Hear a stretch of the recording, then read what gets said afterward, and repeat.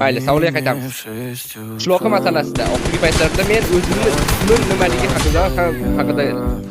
haqidagi savoldan ham ko'proq qishloqi kim degan savolni ko'proq eshityapman. Va bu savolga hozir men to'la qilib javob bermoqchiman. Shuncha vaqtdan beri artefakt men edim. To'g'rimi? Mana men hozir sizlarga o'zimni ko'rsatdim va to'g'ridan tushunishingiz mumkin. Men o'sha artefaktman. Qishloqqa keladigan bo'lsa.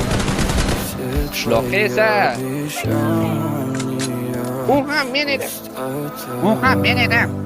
Tushunyapsizlarmi? Shuncha vaqtdan beri qishloqqa va artefakt bitta odam edi.